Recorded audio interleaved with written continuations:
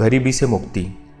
यदि किसी व्यक्ति की गरीबी का आधार उसकी शारीरिक असमर्थता है, तब तो वह किसी के सहयोग के लिए लाचार है, किंतु यदि वह मानसिक रोग है तो फैलता ही जाएगा।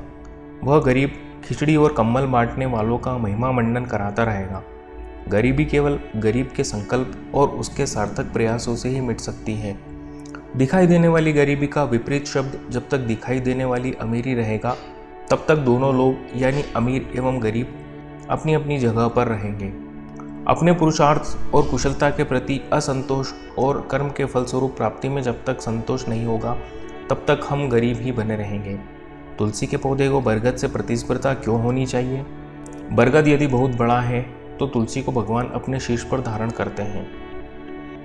गुलाब जमीन में पैदा होता है तो कमल जल में खिलता है। गन्ना मीठा है तो मिर्च तीखी है। पहाड़ ऊंचा है तो समुद्र गहरा है। सूर्य फल और धान्य को पकाता है तो चंद्रमा उसमें रस और मिठास भर देता है।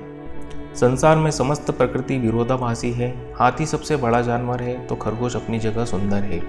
गाय पूज्य है और उसका अपना महत्व है तो घोड़ा दौड़ के लिए उपयोगी है।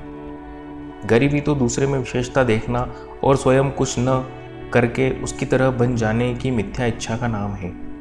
ऊपर उठने के लिए दूसरे का दिखाई देना बंद होना परम आवश्यक है।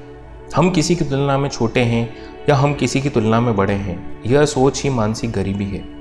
क्योंकि दोनों कुछ और बनना चाह रहे हैं, वे जो हैं उस योग्यता का उपयोग नहीं कर रहे हैं।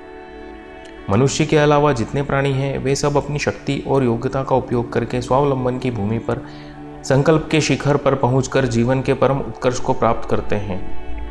हमें भगवान ने जो दिया है, जो सिखाया है, बस केवल उसी का सदुपयोग करना है।